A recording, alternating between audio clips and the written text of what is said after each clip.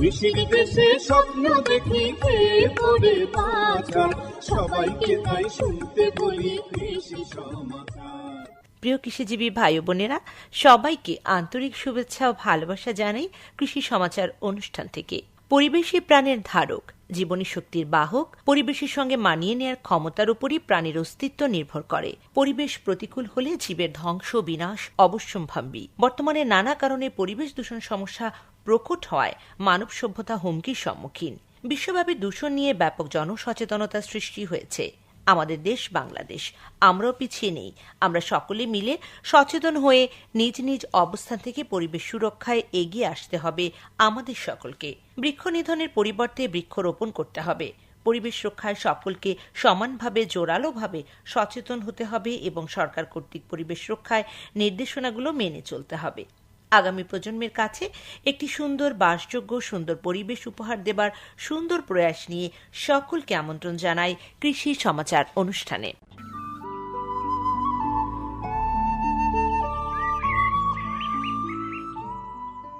কৃষি সমাচার আয়োজনের শুরুতেই রয়েছে আমার বাংলা পর্ব। আমার বাংলা পর্বে শুনবেন একটি সাক্ষাৎকারমূলক আয়োজন। শুনবেন পোকা দমনের পরিবেশ বান্ধব পদ্ধতি সম্পর্কে। চলুন শুনি আমার বাংলা পর্বটি।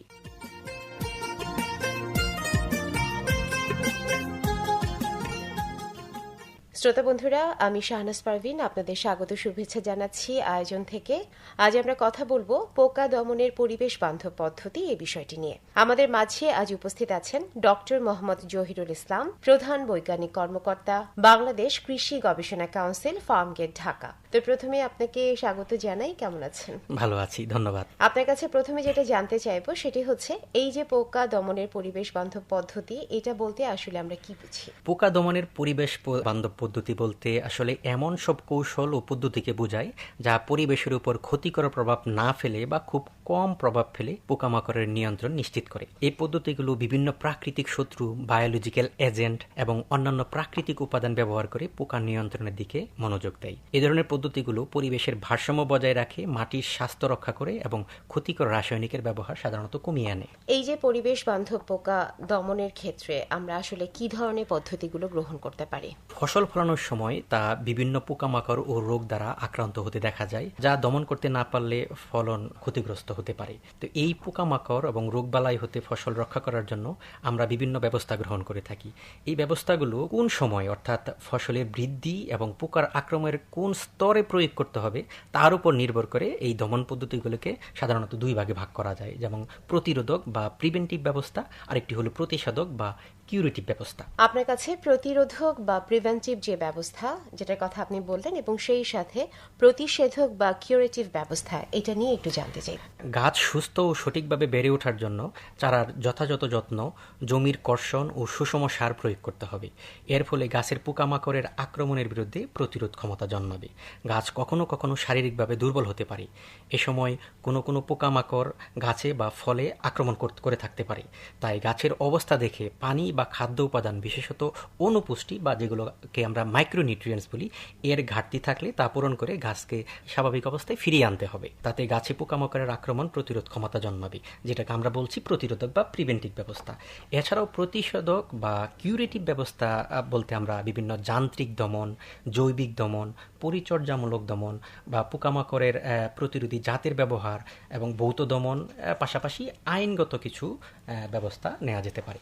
এবারে আপনার কাছে যান্ত্রিক দমন পদ্ধতি এই বিষয়টি নিয়ে কিছু জানতে চাই। যান্ত্রিক পদ্ধতিতে বিভিন্ন ধরনের যন্ত্রপাতি ব্যবহার করে পোকামাকড় দমন করা যায়।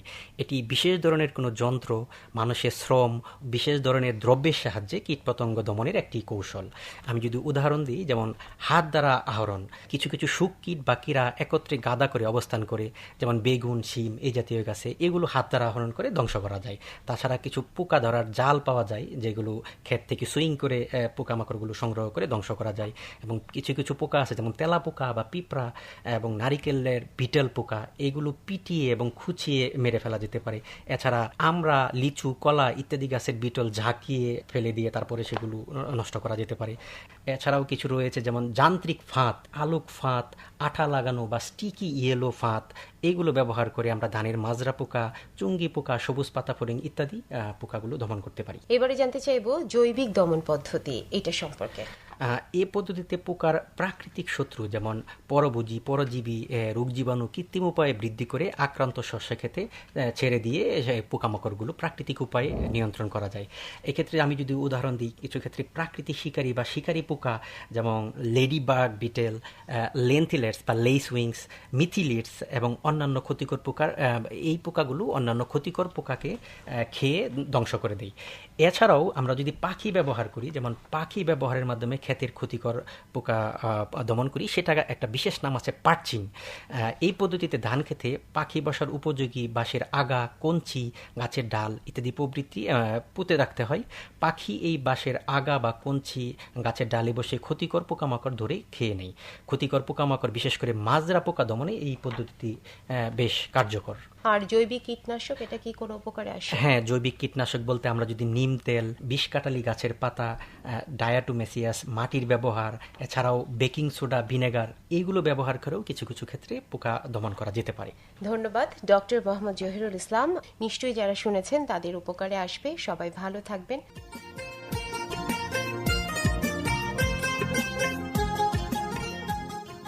প্রিয় শ্রোতা, সবাই মিলে গড়বে বাংলাদেশ।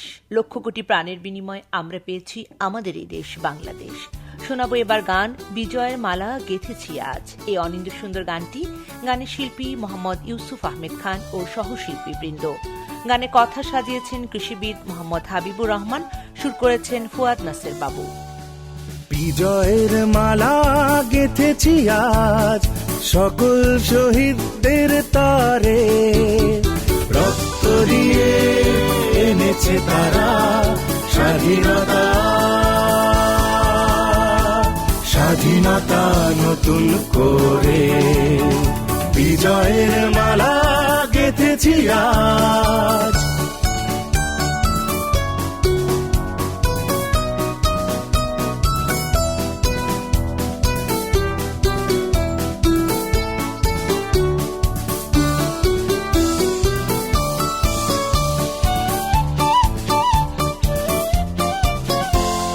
ছাত্র জনতা হয়েছিল এক, ছিল না ভেদ বিচার, বৈষম্যহীন আন্দোলনে পালিয়েছে স্বৈরাচার।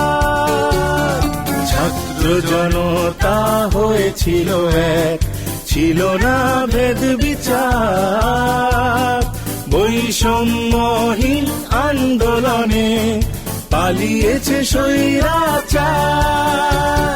বিশ্ব দেখেছে সাহস তাদের অবাক দৃষ্টি ভরে।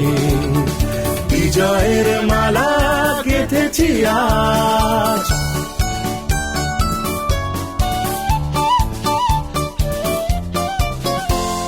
জীবন দিয়েছে আবু সাঈদ, মুগ্ধর মতো ছাত্ররা পেয়েছি তাই নতুন করে স্বাধীনতা আজ মোরা।